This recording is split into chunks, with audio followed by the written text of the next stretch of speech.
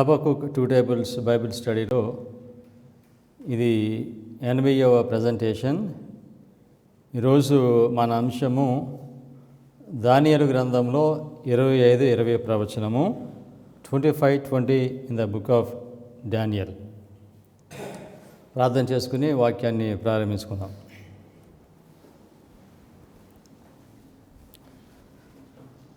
కృపగలిగిన పరలోకపు తండ్రి, మీ వాక్యమును బోధించడానికి ఇచ్చిన ఈ అవకాశాన్ని బట్టి నేను ధన్యుడిగా భావిస్తున్నాను ప్రభువా. ప్రవచనాలన్నిటికీ ఆధారమైన 25-20 ప్రవచనాన్ని దానియేలు గ్రంథంలో నుండి మేము ఇప్పుడు చూడబోతున్నాం.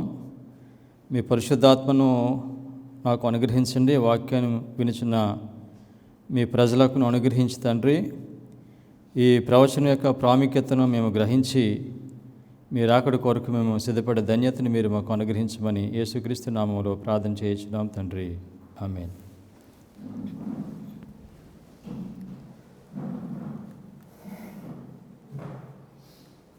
ప్రజలు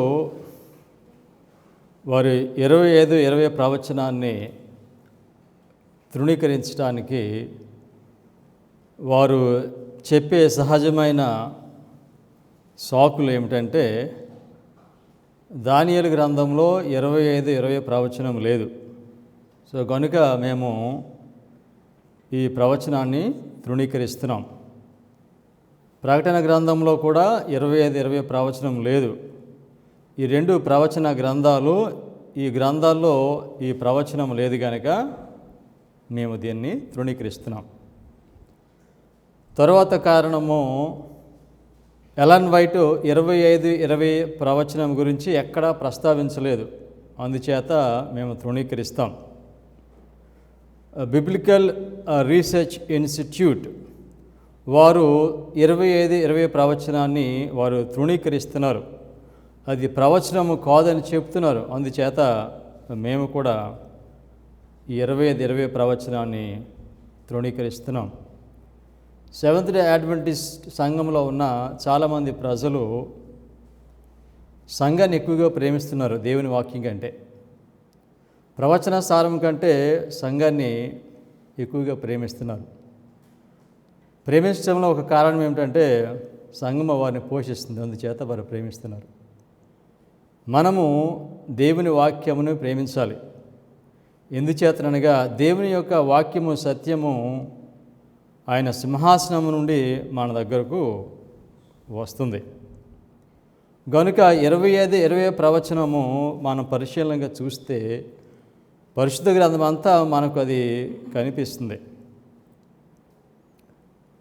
హబకుక్ 2వ అధ్యాయము 2వ వచనం, యెహోవా నాకిలాగు సెలవిచ్చెను, చదువువాడు పరుగెత్తుచు చదువ వీలగునట్లు నీవు ఆ దర్శన విషయమును పలక మీద స్పష్టముగా వ్రాయము.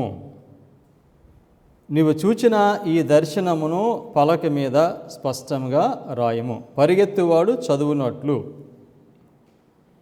పలకలు అనే మాట ఉంటుంది, ఇక్కడ పలక అనే మాట ఉంది, ఇంగ్లీష్లో టేబుల్స్ అని ఉంటుంది, 2 పలకలు. పలక మీద రాయము. పరిగెత్తువాడు చదువ వీలగునట్లు. పరిగెత్తువాడు అని అంటే వాక్యాన్ని చదివేవాడు అని. సో వాక్యమును చదివేవారు దానియేలు ప్రకటన గ్రంథంలో ఉన్న ప్రవచనాలు అర్థం చేసుకోవాలంటే వాటిని టేబుల్స్ మీద, చార్ట్స్ మీద రాయమని ఆజ్ఞ ఇక్కడ ఇవ్వబడింది. సో కనుక ఈ దర్శనము ఏమిటి? ఈ దర్శనము పలక మీద రాయాలి. ఏమిటి అని అంటే, ఇవి దానియేలు ప్రకటన గ్రంథంలో ఉన్న ప్రవచనాలు రాయమని చెప్తున్నారు. Great controversy, page 392. As early as 1842, the direction given in this prophecy to write the vision and make it plain upon tables, that he may run that readeth it, had suggested to Charles Fitch the preparation of a prophetic chart to illustrate the visions of Daniel and the Revelation. The publication of the chart was regarded as a fulfillment of the command given by Habakkuk, the visions of Daniel and revelation. So దానియేలు ప్రకటన గ్రంథంలో ఉన్న ప్రవచనాలు వాటిని పలకల మీద రాయమన్నారు. So వాటినే ప్రాఫిటిక్ చార్ట్ అని పిలుస్తున్నారు. సో నా వెనక 1843 చార్ట్ ఉంది, నా రైట్ సైడ్, నా లెఫ్ట్ సైడ్ 1850 చార్ట్ ఉంది. ఈ రెండు చార్ట్స్ మీద ఉన్న ప్రవచనాలు దానియేలు ప్రకటన గ్రంథంలో ఉన్న ప్రవచనాలు. ఈ స్టేట్మెంట్లో మిసెస్ వైట్ స్పష్టంగా చెప్తున్నారు. హబక్కుక్ 2వ అధ్యాయం 2వ వాక్యాన్ని కోట్ చేస్తూ పలకల మీద రాయమని చెప్పారు. అంటే హబక్కుక్ 2వ అధ్యాయం 2వ వాక్యంలో 2 పలకలు ఉన్నాయి, 1843 అండ్ 1850. ఈ 2 పలకల మీద, ఈ 2 చార్ట్స్ మీద 25-20 ప్రవచనము ఉంది. ఇక 25-20 ప్రవచనము లేదు అని చెప్పడానికి ఒక మనిషికి అతను రీజనబుల్గా ఆలోచన చేస్తే ఈ ఒక్క స్టేట్మెంట్ సరిపోతుందండి, 25-20 ప్రవచనము ఉంది అని నమ్మటానికి. సో కనుక ఈ స్టేట్మెంట్లో హబక్కుక్ 2వ అధ్యాయంలో ఉన్న ఆ దర్శనము ఏమిటి, దానియేలు ప్రకటన గ్రంథంలో ఉన్న ప్రవచనాలు. అంటే ఈ స్టేట్మెంట్ ఆధారంగా మనము 25-20 ప్రవచనము దానియేలు గ్రంథంలో ఉంది, ప్రకటన గ్రంథంలో ఉంది. దానియేలు గ్రంథము 8వ అధ్యాయంలో ఒక దర్శనము దానియేలుకి కలుగుతుంది. ఈ దర్శనము అనే మాటకు దానియేలు 8వ అధ్యాయంలో 2 హీబ్రూ పదాలు ఉపయోగించాడు. ఒకటి కేజోన్, లేకపోతే చాజోన్. కేజోన్ అని ఎక్కువ పిలవచ్చు, కేజోన్ మారే. కేజోన్ అంటే అది కంప్లీట్ విజన్, పూర్తి దర్శనము. మారే దర్శనం, మారే విజన్ అని అంటే అది దర్శనంలో ఒక భాగము. అయితే ఏ విజన్ను, ఏ దర్శనాన్ని దేవుడు ముద్రించమని చెప్పాడు దానియేలుకి దర్శనం ఇచ్చినప్పుడు, ఆయన కేజోన్ ఆ దర్శనమును ముద్రించమని చెప్పాడు. ఈ దర్శనము అంత్యకాలంలో ఈ ప్రజలు దీన్ని అర్థం చేసుకుంటారు. కానీ మారే ఆ దర్శనమును దేవుడు దానియేలుకి బయలుపరచమని గబ్రియేలు దూతను పంపిస్తాడు. ఎవరైతే ఈ కేజోన్, ఈ దర్శనమును వారు అర్థం చేసుకోలేరో వారు పతనం అవుతారని మనం చూస్తాం. Where there is no vision people perish. So కనుక ఈ కేజోన్ అనే ఈ దర్శనమును అర్థం చేసుకోలేకపోతే వారు పెరిష్ అవుతారని, సో దీనినే దేవుడు ముద్రించాడు. సో ఇది అంత్యకాలంలో ఇది అర్థము అవుతుంది. దానియేలు ఈ దర్శనం చూసిన తర్వాత దీన్ని అర్థం చేసుకోవటానికి గబ్రియేలు దూతను పంపించినప్పుడు దానియేలు వాస్తవంగా ఆయన ఏం అర్థం చేసుకోవాలని అనుకున్నాడంటే కేజోన్ దర్శనంను అర్థం చేసుకోవాలని అనుకున్నాడు. కానీ గబ్రియేలు దూత వచ్చి ఆయనకి కేజోన్ దర్శనాన్ని వివరించడానికి రాలేదు, మారే దర్శనాన్ని వివరించడానికి వచ్చాడు.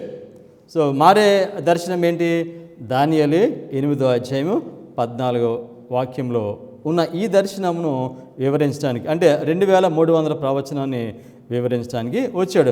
కనుక ఈ మారే దర్శనంను వివరించడానికి గబ్రియేలు దూత వచ్చినప్పుడు ఆయన ఈ దర్శనం గురించి కొన్ని డీటెయిల్స్ ముందుగా ఇస్తాడు. దానియేలు 8వ అధ్యాయం 17వ వాక్యము. అప్పుడు అతడు నేను నిలుచున్న చోటునకు వచ్చెను, అతడు రాగానే నేను మహాభయం ఉంది సాష్టాంగ పడితిని. అతడు నరపుత్రుడా, ఈ దర్శనము అంత్యకాలమును గూర్చినదని తెలుసుకొని మనము. ఈ దర్శనము కేజోన్, ఈ దర్శనము అంత్యకాలమునకు సంబంధించినది అని ముందు గబ్రియేలు చెప్పి తర్వాత 2300 ప్రవచనాన్ని ఆయన వివరించాలనుకుంటాడు.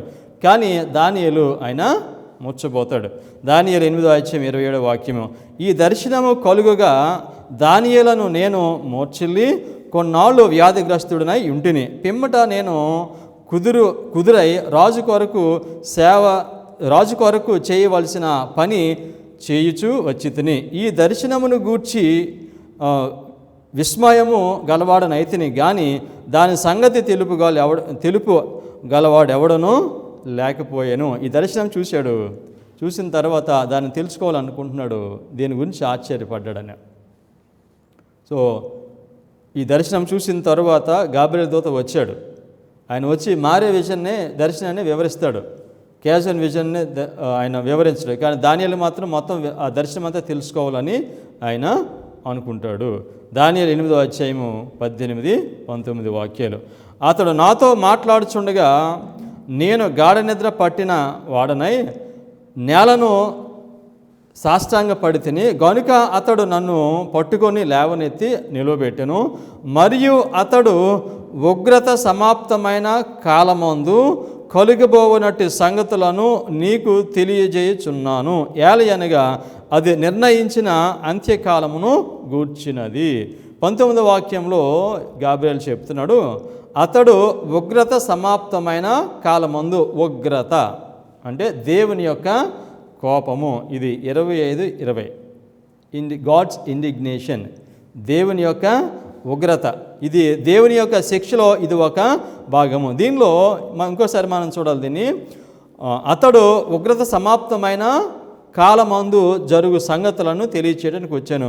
సో కనుక దేవుని ఉగ్రత సమాప్తం అయిపోయే కాలమందు ఏమి జరగబోతుందో దానిని తెలియచేయడానికి నేను వచ్చాను. అంటే దేవుని ఉగ్రత అంటే దేవుని శిక్ష. దీనిలో ఉగ్రత సమాప్తమైన కాలమందు, ఇంగ్లీష్లో ది లాస్ట్ ఇండిగ్నేషన్ అని ఉంటుంది. చివరి ఉగ్రత అంటే చివరి ఉగ్రత అన్నాడంటే మొదటి ఉగ్రత ఉంటుంది. ఈ ఉగ్రతను దేవుని యొక్క కోపమును మనం ఎక్కడ చూస్తాము? లేవియకాండము 25వ అధ్యాయంలో కొన్ని సూచనలు ఇస్తాడు దేవుడు. కట్టడలను అనుసరించాలి, ఇవి అనుసరించకపోతే 26వ అధ్యాయంలో శిక్షిస్తానని చెప్పాడు. ఆ ఉగ్రత గురించి ఇక్కడ మాట్లాడుతున్నాడు. 2 ఉగ్రతలు ఉన్నాయి. ఎందుచేతనంటే ఇంగ్లీష్లో లాస్ట్ ఇండిగ్నేషన్ అని చెప్పారంటే దానికి మొదట ఉగ్రత ఉంటుంది. సో కనుక దేవుని యొక్క ఉగ్రత దేవుని ప్రజల మీదకి వస్తుంది. ఈ ఉగ్రత దేవుని ప్రజల మీదకి, దేవుని యొక్క ఉగ్రత ఎంతకాలం ఉంటుంది? 25-20 సంవత్సరములు ఉంటుంది. కనుక ఉగ్రత అని అంటే అది 25-20 దేవుని యొక్క శిక్ష. సో మనకు తెలుసు దేవుని ప్రజలు 2 భాగాలుగా ఉన్నారు. 10 గోత్రములు, 2 గోత్రములు.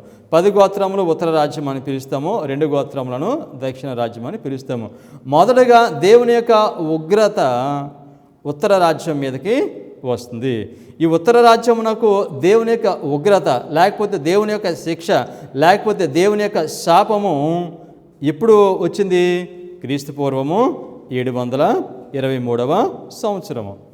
ఈ ఉగ్రత ఎప్పుడు ముగిస్తుంది? 1798వ సంవత్సరంలో ముగిస్తుంది. ఇది మొదటి ఉగ్రత. కానీ దానియేలుకు ఏ ఉగ్రతను తెలియచేస్తున్నాడు? చివరి ఉగ్రత, లాస్ట్ ఇండిగ్నేషన్. అంటే ఈ 2వ ఉగ్రత దేవుని యొక్క కోపము, దేవుని యొక్క శాపము, ఆయన మాట వినకపోతే ఇప్పుడు 2వ ఉగ్రత ఎవరి మీదకి వస్తుంది? దక్షిణ రాజ్యం మీద. సో 2వ ఉగ్రత దక్షిణ రాజ్యంకి ముగుస్తుంది. 677లో ప్రారంభమై 1844లో. సో కనుక దానియేలు గ్రంథం 8వ అధ్యాయంలో మనము చివరి ఉగ్రత అని చెప్తే దానిలో మనం 2:25-20 చూస్తున్నాం. మనం చూసే మనిషికి ఉండాలి. ఈరోజు మనం నేర్చుకునే దానిలో ప్రాముఖ్యమైనది 25-20 ప్రవచనాన్ని దేవుని ప్రజలు ఎందుకు గుర్తించలేకపోతున్నారు? దానికి ఒక కారణం ఉంది. ఎందుచేత వారు గుర్తించలేకపోతారో మనం చూద్దాం. 25-20ని మనం ఇంకో మాట చెప్తాం, చెదరగొట్టడము. ఆయన మాట వినకపోతే దేవుడు మిమ్మల్ని స్కాటర్ చేస్తానని చెప్పాడు. చెదరగొట్టడం కూడా 25-20. 25-20లో 2 1260లు ఉన్నాయి. 2 1260లు ఉన్నాయి.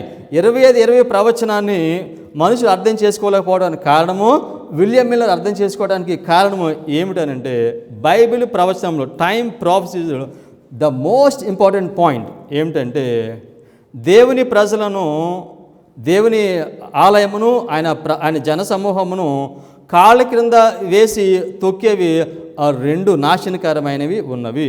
2 డెజలాటింగ్ పవర్స్ ఉన్నాయనే ఈ వాస్తవాన్ని మనిషి గ్రహించకపోతే ఆ మనిషికి 25-20 ప్రవచనం ఎప్పటికీ అర్థం కాదు.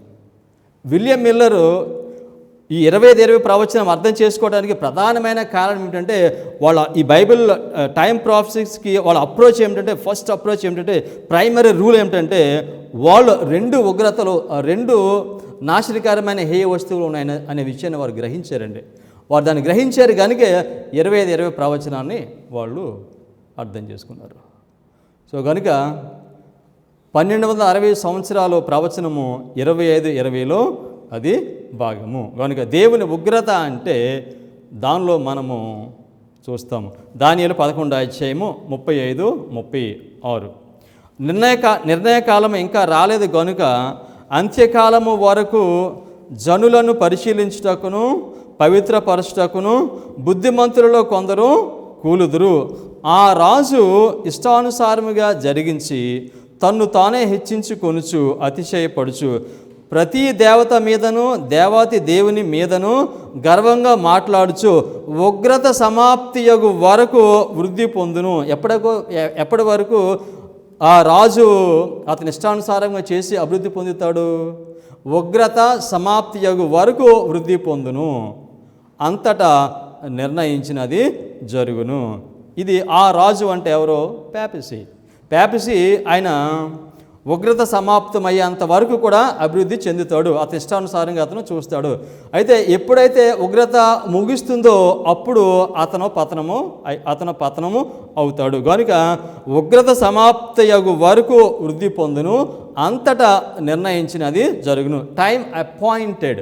ఈ టైం అపాయింటెడ్ అంటే 1260 సంవత్సరాల కాలము. సో కనుక ఈ ప్యాపసీ 1260 సంవత్సరాల కాలము అది ఎప్పుడు పూర్తవుతుందంటే ఉగ్రత సమాప్తి. ఈ ఉగ్రత ఎక్కడది? దానియేలు 8వ అధ్యాయము. సో కనుక ఈ దేవుని యొక్క ఉగ్రతలో మనము 1260 సంవత్సరాల ప్రవచనం చూస్తున్నాం. అంటే 25:20 ప్రవచనంలో 1260 ప్రవచనము ఒక భాగము. లోకసువార్త 21వ అధ్యాయము 24వ వచనం. వారు కత్తి వాత కూలుదురు, చెరపట్టబడిన వారే సమస్తమైన అన్యజనుల మధ్యకు పోవుదురు. అన్యజనముల కాలములు సంపూర్ణమగు వరకు యెరూషలేము అన్యజనముల చేత త్రొక్కబడును. ఎంతకాలం యెరూషలేము త్రొక్కబడుతుంది? యెరూషలేము దేవాలయము త్రొక్కబడుతుంది. ఎంతకాలము? అన్యజనముల కాలములు సంపూర్తి అగు వరకు. అంటే ఈ అన్యజనముల కాలములు ఎప్పుడు ప్రారంభమై? దీనిలో 2 భాగాలు ఉన్నాయి. 723 సంవత్సరం నుండి 538 సంవత్సరం వరకు అన్యులు దేవుని ప్రజలను కాళ్ళ క్రింద తొక్కుతారు. దేవుని ప్రజలను వారు హింసిస్తారు. అన్యులు, పేగనిజం. ఈ పేగనిజం అయిపోయిన తర్వాత 538 నుండి 1798 వరకు పేపల్ రోమ్ దేవుని ప్రజలను హింసిస్తుంది. కనుక అన్యజనముల కాలములు సంపూర్తి అయ్యే వరకు అంటే పేగనిజం, పేపలిజం ఇవి పూర్తి అయ్యేంత వరకు కూడా దేవుని ప్రజలు ఈ పేగన్ రోమ్, పేపల్ రోమ్ కింద వీళ్ళు త్రొక్కబడతారు. సో 25:20 ప్రవచనంలో మనం ఏం చూస్తున్నాము? ప్యాపసీని చూస్తున్నాం. నాశనకరమైన హేయ వస్తువు ప్యాపసీ. పోపుల మతరాజ్యం నాశనకరమైన హేయ వస్తువు. ఈ నాశనకరమైన హేయ వస్తువు దానియేలు గ్రంథంలో ఇది సువార్త. నాశనకరమైన హేయ వస్తువు సువార్త. మత్తయి సువార్త 24వ అధ్యాయం 14-15 వాక్యాలు చదువుదాం. మరియు ఈ రాజ్య సువార్త సకల జనములకు సాక్షార్థమై లోకమంతటను ప్రకటింపబడును. ఈ 14వ వాక్యంలో ఈ రాజ్య సువార్త సకల రాజ్యములకు సాక్షార్థమే ప్రకటించాలి. ఈ రాజ్య సువార్త ఏంటో తెలుసండి? ప్యాపసీ గురించి చెప్పాలి లోకమందరికి. అది సువార్త. నాశనకరమైన హేయ వస్తు గురించి లోకమునకు తెలియచేయాలి. అది సువార్త. మళ్ళీ చదువుదాం. మరియు ఈ రాజ్య సువార్త సకల రాజ్యములకు సాక్షార్థమై లోకమంతటను ప్రకటింపబడును. అటు తర్వాత అంతం వచ్చును. కాబట్టి ప్రవక్త అయిన దానియేలు ద్వారా చెప్పబడిన నాశనకరమైన హేయ వస్తువు పరిశుద్ధ స్థలమందు నిలుచుట మీరు చూడగానే చదువువాడు గ్రహించును గాక. సో కనుక సువార్త, దానియేలు గ్రంథంలో సువార్త ఏమిటంటే ప్యాపసీ గురించి అంత్యకాలంలో జీవించే ప్రజలకు తెలియచేయటము ఇది సువార్త. సో దానియేలు గ్రంథంలో సువార్త ప్యాపసీ గురించి తెలియచేయాలి. ఇప్పుడు అడ్వెంటిజంలో 1919 సంవత్సరంలో డాక్ట్రిన్ ఆఫ్ క్రైస్ట్ అనే పుస్తకాన్ని WW ప్రెస్కాట్ రాసి దానిలో సువార్త అంటే సువార్తలో నుంచి పూర్తిగా ఆయన ప్రవచనాన్ని తీసేశారు. సువార్తలో ప్రవచనం లేకపోతే మనము అబద్ధపు క్రీస్తును ప్రజలకు బోధిస్తాం. దానియేలు ద్వారా చెప్పబడిన నాశనకరమైన హేయ వస్తువు ఏమిటో లోకమునకు తెలియచేయాలి. ఈ నాశనకరమైన హేయ వస్తువు ఏమిటో లోకమునకు తెలియచేయాలంటే ఈ నాశనకరమైన హేయ వస్తువు ఏ ప్రవచనంలో ఉన్నాడు? ప్రారంభంలో 25 ప్రవచనం, 25 ప్రవచనంలో 1260 ప్రవచనం ఉంది. సో నాశనకరమైన హేయ వస్తువుని లోకమునకు బోధించాలంటే దీని పునాది మనం తీయాలనంటే ఇది 25 ఉంది. విలియం మిల్లరు రెండు నాశనకరమైనవి ఉన్నవని గుర్తించడానికి ఆయన్ను దానియేలు 9వ అధ్యాయం 26వ వాక్యానికి నడిపించిన వాక్యం ఏంటో తెలుసండి? మత్తయి సువార్త 24:15 వాక్యము. ఇది చదివినప్పుడు ఈ వాక్యము విలియం మిల్లర్ని దానియేలు 9వ అధ్యాయము 26వ వాక్యమునకు నడిపించింది. దీనిని ఆధారంగా విలియం మిల్లరు 2 డెసలేటింగ్ పవర్స్ ఉన్నాయని ఆయన గ్రహించాడు. The foundation of seventh adventist message and mission on page 22లో ఈ విధంగా రాశారు. విలియం మిల్లరు వీళ్ళకి అనుచరులు వాళ్ళు ప్రవచనాన్ని అర్థం చేసుకోవడానికి వారికి ప్రథమంగా వాళ్ళకి ఉపయోగపడింది ఏమిటంటే 2 నాశనకరమైనవి ఉన్నవి అనే దాన్ని వారు గ్రహించడం ద్వారా వారికి 25 ప్రవచనాన్ని వారు గ్రహిస్తారు. దానియేలు 9వ అధ్యాయం 26వ వాక్యంలో మనము ఈ 2 నాశనకరమైన వాటిని మనము చూస్తాము. దానియేలు 9వ అధ్యాయం 26వ వాక్యము. ఈ 62 వారములు జరిగిన పిమ్మట ఏమీ లేకుండా అభిషిక్తుడు నిర్మూలము చేయబడును. వచ్చినట్టి రాజు యొక్క ప్రజలు పవిత్ర పట్టణమును పరిశుద్ధ ఆలయమును నశింపజేయుదురు. వారి అంతము హఠాత్తుగా వచ్చును మరియు యుద్ధకాలాంతము వరకు నాశనము జరుగునని నిర్ణయింపబడెను. సో మరలా ఈ వాక్యాన్ని మనం చదువుదాం. ఈ 62 వారములు జరిగిన పిమ్మట ఏమీ లేకుండా అభిషిక్తుడు నిర్మూలము చేయబడును. వచ్చినట్టి రాజు ఈ రాజు ఎవరు? Pagan Rome. వచ్చినట్టు రాజు పేగన్ రోమ్. ఓకే, వచ్చినట్టు రాజు యొక్క ప్రజలు పవిత్ర పట్టణమును పరిశుద్ధ ఆలయమును నశింపజేయుదురు. ఈ వచ్చినట్టు ఈ రాజు పరిశుద్ధ పట్టణమును ప్రజలను ఆయన ఎప్పుడు నాశనం చేశాడు? క్రీస్తు శకము 70వ సంవత్సరంలో నాశనం చేశాడు. సో కనుక ఈ మొదటి నాశనకరమైనది అయిపోయిన తర్వాత చెప్తున్నాడు, ఏమన్నాడు? వాని అంతము హఠాత్తుగా వచ్చును మరియు యుద్ధకాలాంతము వరకు నాశనము జరిగినని నిర్ణయింపబడును. కనుక పేగన్ రోమ్ అయిపోయిన తర్వాత ఈ చివరికి మరలా ఇంకేం వస్తుంది? నాశనం, యుద్ధకాలాంతం వరకు నాశనము జరుగును. ఇది 2వ నాశనకరమైన వాడు. సో కనుక 9వ అధ్యాయం 26వ వాక్యంలో మనం 2 డెసలేటింగ్ పవర్ చూస్తాం. ఇంగ్లీష్లో చూద్దాం దాన్ని. దానియేలు 9వ అధ్యాయం 26, Daniel 9:26. And after 62 weeks shall Messiah be cut off, but not for himself and the people of the prince that shall come shall destroy the city and the sanctuary, and the end thereof shall be with a flood. So ఇక్కడ prince అంటే Rome, a flood అది దేనికి సూచనగా ఉంది? Papal Rome. Okay, flood. And unto the end of the war desolations are determined. ఇక్కడ desolations నాశనకరమైనవి 2 డెజోలేషన్స్ అనే మాట ఉపయోగించాడు. ఓకే, దానియేలు 9వ అధ్యాయం 27వ వాక్యము. అతడు 1 వారము వరకు అనేకులకు నిబంధనను స్థిరపరచును, అర్ధవారమునకు బలి నైవేద్యమును నిలిపివేయును. హేయమైనది నిలిచి వరకు నాశనము చేయవాడు వచ్చును. నాశనము చేయవానికి రావాలనని నిర్ణయించిన నాశనము ముగించు వరకు ఇలాగున జరుగును. సో కనుక దానియేలు 9వ అధ్యాయము 26-27 వచనాలు మనము 2 నాశనకరమైనవి చూస్తున్నాము. ఒకటి పేగనిజము, 2 పేపలిజము. వీళ్ళిద్దరూ కూడా దేవుని ప్రజలను, దేవుని పట్టణమును వారు కాలు క్రింద వేసి వారు తొక్కుతారు. సో కనుక దానియేలు గ్రంథంలో 25 ప్రవచనాలు మనము చూస్తున్నాము. ప్రకటనకు వెళ్దాం. ఇప్పుడు ప్రకటన 12వ అధ్యాయము 13-14. అంతటా పరలోకమందు ఇంకొక సూచన కనబడను. ఇదిగో ఎర్రని మహాఘట సర్పము, దానికి 7 తలలు 10 కొమ్ములు ఉండెను. దాని తలల మీద 7 కిరీటములు ఉండెను. దాని తోక ఆకాశ నక్షత్రములలో 3వ భాగం నీడ్చి వాటిని భూమి మీద పడవేసెను.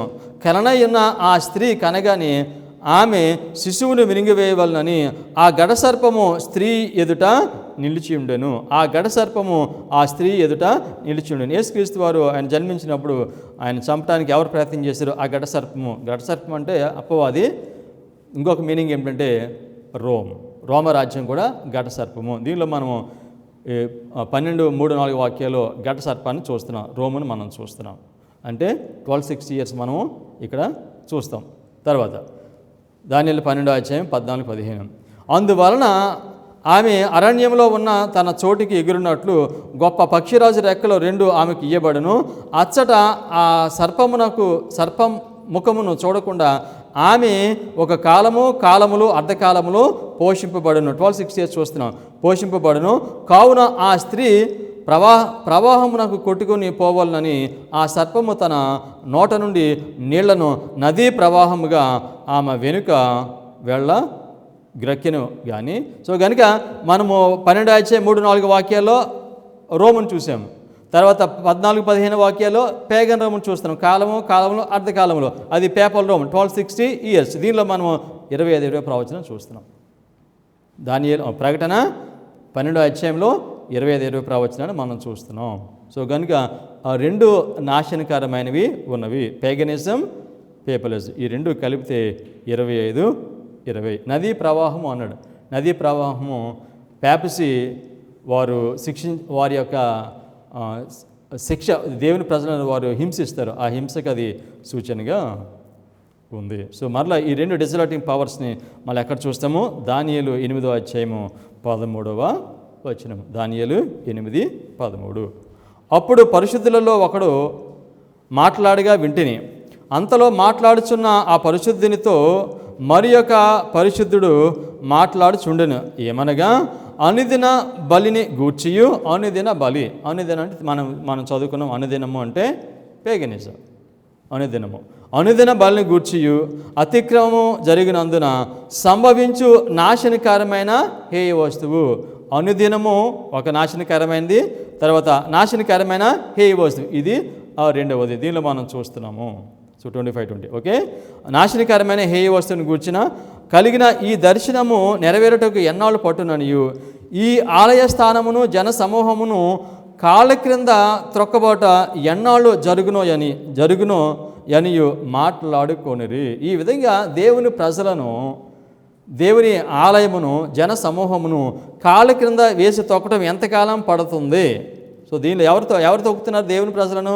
అనుదినము, పేగనిజము, తర్వాత నాశనకరమైన హేయ వస్తువు. వీళ్ళిద్దరూ కూడా దేవుని ప్రజలను, దేవుని ఆలయమును కాళ్ళ క్రింద వేసి తొక్కుతున్నారు. ఇది 25-20 ప్రవచనము. దానియేలు 8:13 వాక్యంలో స్పష్టంగా 25-20 ప్రవచనాన్ని మనం చూస్తాము. అనుదినము, నాశనకరమైన హేయ వస్తువు. ఇది మొదటి ఉగ్రత, ఫస్ట్ ఇండిగ్నేషన్. దానియేలు 8:14 వాక్యం. దానియేలు 8:14 వాక్యం. అందుకు అతడు 2300 దినముల మట్టుకే అని నాతో చెప్పెను. అప్పుడు ఆలయ పవిత్రతను గూర్చిన తీర్పు తీర్చబడును. 2300 ప్రవచనము ఎప్పుడు ముగిసింది? 1844 సంవత్సరము. 2300 ప్రవచనము ముగిసినప్పుడు అది 25-20 అక్కడ ముగుస్తుంది. క్రీస్తు పూర్వము 677 సంవత్సరంలో అది ప్రారంభమైంది. 1844 సంవత్సరంలో అది ముగిసింది. ఇది రెండవ ఉగ్రత, లేకపోతే చివరి ఉగ్రత. దానిలో గ్రంథంలో మనం చూసాము. ఈ మారే విజన్ వివరించడానికి గాబ్రియలు వచ్చినప్పుడు చెప్తున్నాడు, నీకు ఉగ్రత సమాప్తమగు కాలం ముందు జరగబోయేదాన్ని నేను నీకు తెలియచేస్తాను అని. అంటే 25-20 ప్రవచనము ముగిసినప్పుడు ఏం జరుగుతుందో దాన్ని తెలియచేయడానికి నేను నీ దగ్గరికి వచ్చాను. ఆలయమును, జన సమూహమును కాళ్ళ క్రింద తొక్కబోట ఎంతకాలము అనే ప్రశ్నకు సమాధానం ఏమిటంటే 2300 దినములు మట్టికే. కనుక దానియేలు 8:13 వాక్యంలో 25-20 చూస్తాము. దానియేలు 8:14 వాక్యంలో 2300 ప్రవచనము చూస్తాం. ఈ దర్శనము ఇది అడ్వెంట్ సంఘమునకు ఇది పునాది. సో ఆలయమును ప్రజలను కాలి క్రింద త్రొక్కటము జరుగుతుంది. 2300 సంవత్సరములు, 25-20 సంవత్సరములు జరుగుతుంది. ఈ కాలం అయిపోయిన తర్వాత ఏం జరుగుతుంది? మనం 8వ అధ్యాయం 14 వాక్యం చూస్తే ఏమన్నాడు? 2300 దినముల మట్టుకే నాతో చెప్పాను, అప్పుడు ఆలయ పవిత్రతను గురించిన తీర్పు తీర్చబడును. అంటే 2300 సంవత్సరం తర్వాత ఏమైపోతుంది? ఆలయాన్ని దేవుడు పరిశుద్ధపరుస్తాడు. ఎందుచేత 25-20 సంవత్సరాలు అది ఆలయాన్ని దేవుని ప్రజలు తొక్కబడ్డారు అన్యుల చేత, పేపలిజం చేత. సో కనుక దానిని 2300 సంవత్సరాల తర్వాత మళ్ళా God will make sanctuary right, పరిశుద్ధపరుస్తాడు, శాంక్చురీ చేస్తాడు, దానిని పవిత్రపరుస్తున్నాడు. ఆలయాన్ని పవిత్రపరుస్తాడు. ఎందుచేత ఆలయాన్ని దేవుడు పవిత్రపరుస్తాడు అంటే దేవునికి ఆలయం కావాలి. నిర్గమకాండం 25-8 వాక్యంలో చెప్పాడు దేవునికి ఎందుకు ఆలయం కావాలో చెప్పాడు. నేను వారిలో నివసించినట్లు వారు నాకు పరిశుద్ధ స్థలమును నిర్మింపవలెను. సో ఆలయం దేనికంటే దేవుడు ఆయన ప్రజల మధ్యన ఉన్నటకి పరిశుద్ధ స్థలమును ఆయన నిర్మించమని చెప్పాడు. ఇప్పుడు 25-20 ప్రవచనాన్ని తీసేస్తే ఏమవుతుందంటే 1844 సంవత్సరం నాకు మందిరము కట్టడం పూర్తయింది. ఒకవేళ 25-20 ప్రవచనాన్ని తీసేస్తే మందిరము కట్టబడుతుంది, కానీ ఆ మందిరంలో ప్రజలు ఉండరు. మందిరంలో ప్రజలు ఉండాలంటే దేవుడు వారిని సమకూర్చుకోవాలి. 25-20 ప్రవచనం తీసేస్తే మందిరము శుద్ధి చేయబడుతుంది అంతే, కానీ ఆ మందిరంలో ప్రజలు ఉండరు, హోస్ట్ ఉండరు, కేవలం మందిరమే ఉంటుంది. సో కనుక 25-20 ప్రవచనం తీసేస్తే మనకి మందిరం మాత్రమే ఉంటుంది, దేవుని ప్రజలు ఉండరు. అంటే అడ్వెంటిస్ట్ లేరు. 25-20 ప్రవచనం తీసేస్తే మనకు తెలుసు దేవుడు 1798 నుండి 1844 వరకు ఆయన మిల్లర్ టెంపుల్ కట్టాడు ఆయన. సో మందిరం కట్టిన తర్వాత మందిరంలో ప్రజలు ఉండాలి కదా. ఇది మందిరంలో ప్రజలు ఉంటారని ఇది ఏ ప్రవచనం చెప్తుంది మనకి? 25-20 ఆయన దేవుని ప్రజలను చెదరగొట్టిన తర్వాత మరలా ఆయన సమకూర్చుకుంటాడు అని 25-20 ప్రవచనము చెప్తుంది. సో 25-20 ప్రవచనం గురించి మనం మాట్లాడుతూ ఉన్నప్పుడు సో ఎక్కువ మంది స్కాలర్స్ ఎక్కడికి వెళ్తారు? ఇది ప్రవచనమే కాదని చెప్పడానికి లేవికాండము 26వ అధ్యాయానికి వెళ్తారు. అక్కడికి వెళ్ళి ఇది ప్రవచనం కాదు, ఇది కేవలము శిక్ష యొక్క తీవ్రత మాత్రమే, కానీ ఇది కాల ప్రవచనము కాదు. మరి విలియం మిల్లర్ ఏ విధంగా ఇది కాల ప్రవచనం అని ఆయన ఎలా గుర్తించాడు, దీన్ని మనం నేర్చుకుందాం. లేవికాండము 25వ అధ్యాయం మొదటి 4 వాక్యాలు. ఈరోజు మనం చదువుకునే ఈ పాఠం ఇది ప్రాముఖ్యమైనది. 25-20 ప్రవచనాన్ని మనం లేవికాండంలో అది టైం ప్రాఫెసీ, కాల ప్రవచనము అనేది విలియం మిల్లర్ ఎలా దాన్ని గుర్తించాడో మనము చూడబోతున్నాము. లేవికాండము 25వ అధ్యాయము 1 నుండి 4 వరకు మనం చదువుదాం. మరియు యెహోవా సీనాయి కొండ మీద మోషేకు ఇలాగూ సెలవిచ్చెను. ఎక్కడ? సీనాయి కొండ మీద. ఎప్పుడు 10 ఆజ్ఞలు ఇచ్చిన తర్వాత మోషేకి ఈ విధంగా ఆయన చెప్పాడు. ఓకే, నీవు ఇశ్రాయేలుతో ఇట్లా అనుము, నేను మీకు ఇచ్చుచున్న దేశంలోనికి మీరు వచ్చిన తరువాత ఆ భూమి కూడా యెహోవా పేరట విశ్రాంతి కాలమును ఆచరింపవలను. ఏమని చెప్పాడు? నేను మీకు ఒక దేశాన్ని ఇస్తున్నాను, కానాను దేశం ఇస్తున్నాను. అక్కడికి వెళ్ళిన తర్వాత మీరు ఏం చేయాలంటే మీతో పాటు ఈ భూమి కూడా విశ్రాంతి కాలమును ఆచరించాలని చెప్పాడు. విశ్రాంతి కాలము, ఇంకొక మాట ఏమిటంటే విశ్రాంతి సంవత్సరము. ప్రతి వారం మనం విశ్రాంతి దినాన్ని గైకుంటాము, కానీ ఇక్కడ మోషేతో చెప్తున్నాడు మీరు అక్కడికి వెళ్ళిన తర్వాత మీ ప్రజలందరూ కూడా విశ్రాంతి కాలమును ఆచరింపవాలని. ఈ మాట జ్ఞాపకం పెట్టుకోవాలి. విశ్రాంతి కాలమును, విశ్రాంతి సంవత్సరము, శాబత్ ఇయర్. ఓకే, 3వ వాక్యం. 6 సంవత్సరములు నీ చేను విత్తవలను, 6 సంవత్సరములు నీ ఫలవృక్షములతో తోటను బంధించి దాని ఫలములను కూర్చుకొనవచ్చును. 6 సంవత్సరంలో నీవు పంటను పండించుకోవచ్చు అని చెప్పాడు. అంటే 7 సంవత్సరం ఏం చేయాలి? భూమికి విశ్రాంతి ఇచ్చేయాలి. దీన్ని విశ్రాంతి కాలము లేకపోతే విశ్రాంతి సంవత్సరము అని దీనిని పిలుస్తారు. 6 సంవత్సరాలు పండించుకోవాలి, 7వ సంవత్సరాన్ని వారు పండించుకోకుండా భూమికి విశ్రాంతి ఇవ్వాలి. ఈ మాట జ్ఞాపకం ఉండాలి మీకు. భూమికి విశ్రాంతి ఇవ్వాలి, విశ్రాంతి సంవత్సరము భూమికి ఇవ్వాలి. 4వ వాక్యం. 7వ సంవత్సరము భూమికి మహావిశ్రాంతి కాలము అనగా యెహోవా పేరట విశ్రాంతి సంవత్సరముగా ఉండవలను. అందులో నీ చేను విత్తకూడదు, నీ ఫలవృక్షముల తోటను శుద్ధి పరచకూడదు. విశ్రాంతి సంవత్సరము. విశ్రాంతి సంవత్సరము ఎంతకాలానికి వస్తుంది? అది 7 సంవత్సరానికి ఒకసారి వస్తుంది. మొదటి 6 సంవత్సరములు వారు పంట పండించుకోవాలి. 7వ సంవత్సరము అది విశ్రాంతి సంవత్సరము. ఈ విధంగా వీళ్ళు ఎన్నిసార్లు చేయాలి? ఈ విధంగా వీళ్ళు 7 సైకిల్స్ చేయాలి. లేవికాండము 25వ అధ్యాయము 8వ వాక్యము. లేవికాండము 25:8. మరియు 7 విశ్రాంతి సంవత్సరములను 7 విశ్రాంతి సంవత్సరములను అనగా 7 ఏండ్ల గల సంవత్సరములను లెక్కింపవలను. ఆ 7 విశ్రాంతి సంవత్సరముల కాలము 49 సంవత్సరములు. 7 విశ్రాంతి సంవత్సరములు అని చెప్పాడు. అంటే 7 సార్లు ఈ విధంగా మొదటి 7 సంవత్సరాలు జరుగుతుంది. 7 సంవత్సరాల్లో 1 సంవత్సరం విశ్రాంతి ఇవ్వాలి. ఈ విధంగా ఎన్నిసార్లు జరగాలి? 7 టైమ్స్ జరగాలి. అంటే 7 టైమ్స్ చేస్తే ఎన్ని ఇయర్స్ వస్తాయి? 7 × 7 49 ఇయర్స్. దీనిలో 7 ఇయర్స్ 7 సంవత్సరంలో భూమికి విశ్రాంతిని ఇవ్వాలి.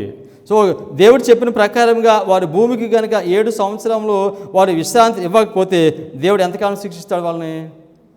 7 సంవత్సరాలు శిక్షిస్తాడండి. అర్థమైంది పాయింట్ మీకు? ఎందుకు 25 సంవత్సరాలు వేరే టైం పెట్టవచ్చు కదా, 2000 సంవత్సరాలు అని చెప్పవచ్చు. కానీ 25-20 అంటున్నాడు. 7 సంవత్సరాలు అని చెప్పాడు. 7 సంవత్సరాలు ఎందుకు? 7 సంవత్సరములు వారు భూమికి విశ్రాంతి సంవత్సరంలో వారు అనుభవించకుండా చేశారు దాని భూమిని. అందుచేత అంతకాలము వారు ఈ విధంగా చేశారు కనుక వాళ్ళు అంతకాలము వారు శిక్షించబడతారు. సో అది చెప్తున్నాడు. సో కనుక మొదటి 6 సంవత్సరాలు మీరు పంట పండించుకోండి, 7వ సంవత్సరం భూమికి విశ్రాంతి ఇచ్చేయండి, అది విశ్రాంతి సంవత్సరము. ఈ విధంగా ఆ దేవుని ప్రజలు 7 సర్కిల్స్లో వారు ఎప్పుడు కూడా భూమికి విశ్రాంతిని ఇవ్వలేదు. కనుక దేవుడు అన్నాడు, ఈ విధంగా మీరు చేయకపోతే నేను మిమ్మలను 7 అంతలు శిక్షిస్తాను. ద్వితీయోపదేశకాండం 28వ అధ్యాయం 15వ వాక్యం. దీనిని ఏమంటాడంటే శాపము అంటాడు. నా కట్టడాన్ని మీరు అనుసరించకపోతే నేను మిమ్మలను శిక్షిస్తానని చెప్తాడు. ద్వితీయోపదేశకాండం 28వ అధ్యాయం 15వ వాక్యము. నేను నేడు నీకు ఆజ్ఞాపించు ఆయన సమస్తమైన ఆజ్ఞలను కట్టడలను నీవు అనుసరించి నడుచుకోనవలనని నీ దేవుడైన యెహోవా సెలవిచ్చిన మాట వినని ఎడల ఈ శాపములన్నీ మీకు సంభవించును. ఏ శాపములు? ప్రతి సంవత్సరం ఎవ్రీ 7 ఇయర్స్కి ఒక ఇయర్ 1 సంవత్సరం విశ్రాంతి సంవత్సరం ఇవ్వాలి. ఆ విధంగా చేయకపోతే కనుక ఈ శాపం అంతా కూడా మీ మీదకి వస్తుంది. కర్స్ 25:20. దేవుని యొక్క శాపం ఏమిటి? 25:20. ఇక్కడ మనం చూస్తాము రైట్ సైడ్ పైన లేవికాండం 26వ అధ్యాయము 28 నుండి 34 వరకు చూస్తాము. సో 25:20కి లెక్క ఏమిటంటే 7 సంవత్సరాలు, 7 నెలకి సంవత్సరానికి 12 నెలలు, 7 × 12 84 నెలలు, నెలకి 30 రోజులు, 84 × 30 25:20. లేవికాండము 26వ అధ్యాయము 28 నుండి 34 వరకు చదువుదాం. నేను కోపపడి మీకు విరోధముగా నడిచెదను, నేను మీ పాపమును బట్టి 7 అంతలుగా మిమ్మును దండించెదను. మీ పాపమును బట్టి నేను మిమ్మును 7 అంతలుగా మిమ్మును దండించేది. 7 టైమ్స్. ఎందుచేత 7 కాలంలో వారు 7 విశ్రాంతి కాలంలో భూమికి వాళ్ళు విశ్రాంతి ఇవ్వలేదు. అందుచేత 7 కాలంలో నేను మిమ్మలను శిక్షిస్తాను. 29వ వాక్యం. మీరు మీ కుమారుల మాంసమును తినెదరు, మీ కుమార్తెల మాంసమును తినెదరు. నేను మీ ఉన్నత స్థలములను పాడు చేసేదను, మీ విగ్రహములను పడగొట్టేదను, మీ బొమ్మల పీనుగుల మీద మీ పీనుగులను పడవేయించేదను. నా మనస్సు మీ యందు అసహ్యపడును. నేను మీ పట్టణంలోను పాడు చేసేదను, మీ పరిశుద్ధ స్థలమును పాడు చేసేదను. పరిశుద్ధ స్థలము పాడవుతుంది, కాళ్ళ కింద తొక్కబడుతుందని మనం ఎక్కడ చదివాం? మనం దానియేలు 8వ అధ్యాయం 13వ వాక్యం చదివాం.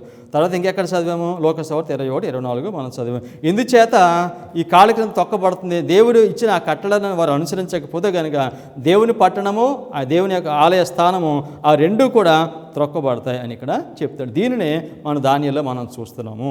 తర్వాత 32వ వాక్యము, నేను మీ దేశమును పాడు చేసిన తరువాత దానిలో కాపురముండు మీ శత్రువులు దాన్ని చూచి ఆశ్చర్యపడదురు. జనములోనికి మిమ్మును చెదరగొట్టి మీ వెంట కత్తి దూసేదను. జనములోనికి నేను మిమ్మలను చెదరగొడతాను. స్కాటరింగ్. సో కనుక మీరు నా మాట ప్రకారంగా మీరు ఆ భూమికి విశ్రాంతి కాలం ఇవ్వకపోతే కనుక నేను మిమ్మల్ని చెదరగొడతాను. తర్వాత మీ దేశము పాడైపోవును, మీ పట్టణములో పాడుపడును. మీరు మీ శత్రువుల దేశంలో ఉండగా మీ దేశము పాడైన దినములన్నీ ఏమన్నారు? మీ శత్రువుల దేశంలో ఉండగా మీ దేశము పాడైన దినములన్నీ అది తన విశ్రాంతి కాలములను అనుభవించును. సో కనుక మీరు విశ్రాంతి కాలంలో మీరు ఆచరించలేదు కనుక నేను మిమ్మల్ని చెదరగొడతాను. చెదరగొట్టిన తర్వాత ఈ భూమి అది విశ్రాంతి కాలంలో అనుభవిస్తుంది. ఈ భూమి ఎంతకాలం విశ్రాంతి కాలం అనిపిస్తుంది? అది 7 సంవత్సరాలు, 25-20.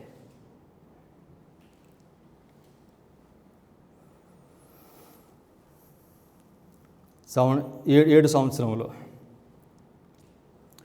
దీనికి 7 సంవత్సరములు అనే కాలం అనే దానికి విలియం మిల్లరు దీనికి సంఖ్య విలువ కట్టాడు. దీనికి సంఖ్య విలువ కట్టాడు. ఈరడే ప్రిన్సిపల్ ప్రవచనంలో ఒక రోజు అంటే ఒక సంవత్సరం అనే ఈరడే ప్రిన్సిపల్ ఎక్కడైనా తీసుకున్నారు వాళ్ళు? లేవికాండము 25వ అధ్యాయంలో విశ్రాంతి సంవత్సరం నుండి వారు తీసుకున్నారు. సో విలియం మిల్లర్ ఈ 7 times 7 అంతులు అనే దానికి సంఖ్య విలువ కట్టాడు. వాస్తవంగా దానికి సంఖ్య విలువ కట్టింది విలియం మిల్లర్ కాదండి. ఎవరు కట్టారు? ఎజ్రా కట్టాడు. ఎవరు? ఎజ్రా దగ్గర నుండి విలియం మిల్లర్ తీసుకున్నాడు దీన్ని. ఇది విలియం మిల్లర్ ఆలోచన కాదు. ఇది విలియం మిల్లర్ ఏం చేశాడంటే ఆ విశ్రాంతి కాలంలో ఆయన ఈరిడే ప్రిన్సిపల్ అప్లై చేశాడు అంతవరకే. కానీ అది టైం ప్రాఫెసీ, అది దాంతో టైం కనెక్ట్ అయ్యిందని దాన్ని గ్రహించింది ఎవరనంటే ఎజ్రా. అక్కడి నుంచి ఒక వాక్యం తీసుకుని దాని ఆధారంగా విలియం మిల్లర్ 7 అంతలు అనే దాన్ని 25-20 అని ఆయన చెప్పాడు. సో 2వ దినవృత్తాంతాలు 36వ అధ్యాయము 20-21 వాక్యం. ఈ వాక్యం కీలకమైన వాక్యం. విలియం మిల్లర్ ఇదే తీసుకున్నాడు. దీని ఆధారంగానే ఆయన 7 అంతలు అనే దానికి 7 times అనే విలువ కట్టాడు దీనికి ఎజ్రా ఆధారంగా. ఓకే. 2వ దినవృత్తాంతాలు 36వ అధ్యాయము 20-21. ఖడ్గమ చేత హతులు కాకుండా తప్పించుకొనిన వారిని అతడు బబులోనునకు తీసుకొని పోయెను. రాజ్యము పారసీకుల దగు వరకు వారు అక్కడనే ఉండి అతని కుమారులకును దాసులైరి. ఇర్మియా ద్వారా పలుకుబడిన యెహోవా మాట నెరవేరుటకై విశ్రాంతి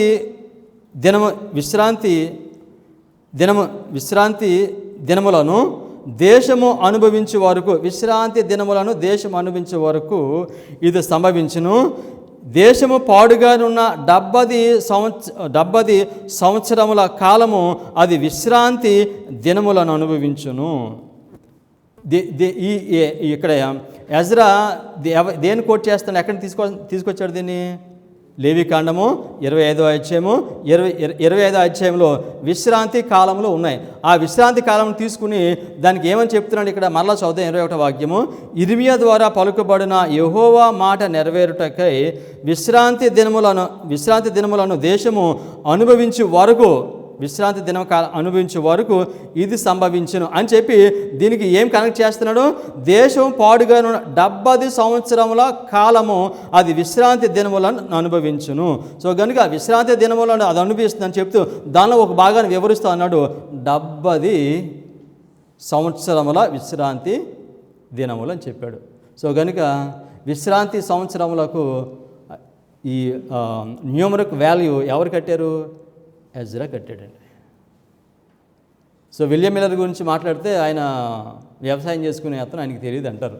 సో కానీ వాస్తవంగా ఆ 7 సంవత్సరములకు ఆ విలువ కట్టి సంఖ్య విలువ కట్టింది ఎజ్రా. దాన్ని ఈ వాక్యం ఆధారంగా విలియం మిల్లర్ లేవికాండం 25, 26 వాటిలో ఉన్న విశ్రాంతి కాలంలోకి 7 అంతలకు ఆయన సంఖ్య విలువ కట్టి అది 25, 20 ప్రవచనం అని చెప్పాడు. ఒకవేళ దీనిని మనుషులు తృణీకరించాలంటే ఎజ్రా రాసిన పుస్తకాల పరిశుద్ధ గ్రంథాల నుండి తీసేసి అప్పుడు వాళ్ళు 25, 20 ప్రవచనం కాదని వాళ్ళు చెప్పాలి. సో ఇంక అర్థమైందా? 7 సంవత్సరములు దేవుడు ఎందుకు శిక్షిస్తున్నాడు? వారు దేవుని ప్రజలు ఆ భూమికి 7 సంవత్సరములు వారు విశ్రాంతిని ఇవ్వలేదు. 7 సంవత్సరాలు, అందుచేత 7 సంవత్సరాలు వారిని శిక్షిస్తున్నాడు. దాన్ని శిక్షిస్తూ దాన్ని కోట్ చేస్తూ ఎజ్రా ఏమని చెప్పాడు? 70 సంవత్సరాలు ఆ దేశము విశ్రాంతి కాలంలో అనుభవించింది అని చెప్పాడు. సో కనుక విశ్రాంతి కాలంలో 7 అంతలకు మనము 25-20 చూస్తున్నాం. దానియేలు 9వ అధ్యాయము 11వ వాక్యం. ఇశ్రాయేలీయులందరూ నీ ధర్మశాస్త్రం అతిక్రమించి నీ మాట వినక తిరుగుబాటు చేసిరి. మేము పాపం చేసితిమి గనుక నేను శపించేదనని నీ దాసుడగు మోషే ధర్మశాస్త్రమందు ప్రమాణము చేసి ఉన్నట్లు ఆ శాపమును మీ మీద కుమ్మరించితిని. ఏమన్నాడు? మోషే గ్రంథమందు ప్రమాణము చేసినట్లుగా ఆ శాపమును నీవు మా మీద కుమ్మరించేవు అని దానియేలు ఇక్కడ ప్రార్థన చేస్తున్నాడు. శాపము ఏమిటి? శాపము, మీరు నా కట్టడలను అనుసరించకపోతే నేను మిమ్మలను 7 అంతలు 7 టైమ్స్ నేను శిక్షిస్తాను, అది మా మీదకి తీసుకొచ్చామని చెప్తున్నాడు. ఈ 7 టైమ్స్ దేంతో పోలుస్తున్నాడు? శాపము అని చెప్తున్నాడు. సో కనుక 25, 20 ప్రవచనము దానియేలు గ్రంథంలో మనము చూస్తున్నాము. ఈ 25, 20 ప్రవచనము, ఈ ప్రవచనం అన్నిటికీ కూడా ఇది పునాది. కాల ప్రవచనములకు ఇది పునాది. ప్రజెంట్ ట్రూత్ వర్తమానములో మనం దేంతో మనం ప్రారంభిస్తాము? అర్ధరాత్రి కేక వర్తమానంతో మనం ప్రారంభిస్తాము. అర్ధరాత్రి కేక వర్తమానంలో ఏం ప్రవచనం మనం చూస్తాము?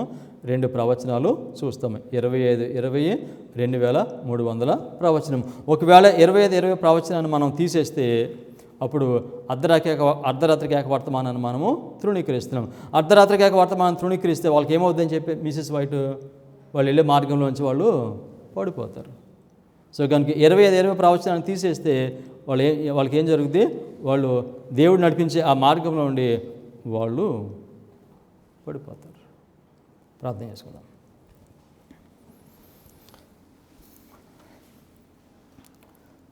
కృప కలిగిన తండ్రి, మీ అపారమైన ప్రేమ చేత అంత్యకాలంలో జరుగుతున్న ఈ సంగతులను మేము అర్థం చేసుకోవడానికి కాల ప్రవచనములను మీరు మాకు అనుగ్రహించారు మా ప్రభా. దేవుని ప్రజలు మీకు అధీలుగా జీవించినప్పుడు వారిని మీరు చెదరగొట్టారు. మరలా వారిని మీరు సమకూర్చినప్పుడు అడ్వెంటిస్ట్ వారిని సమకూర్చుకున్నారు తండ్రి. మరలా వీరు చెదిరిపోయారు, మరలా వీరిని మీరు సమకూర్చుకుంటున్నారు అనే సత్యమును మాకు 25, 20 ప్రవచనం ద్వారా మీరు మాకు బయలుపరిచారు. ఈ సత్యమును అంగీకరించిన మాకు పరిశుద్ధాత్మను అనుగ్రహించి తండ్రి, మమ్మల్ని అందరినీ కూడా మీ మహిమ కొరకు మీరు నడిపించుకోనమని మీ కుమారుడైన యేసుక్రీస్తు నామములో ప్రార్థన చేయించున్నాం తండ్రి. ఆమేన్.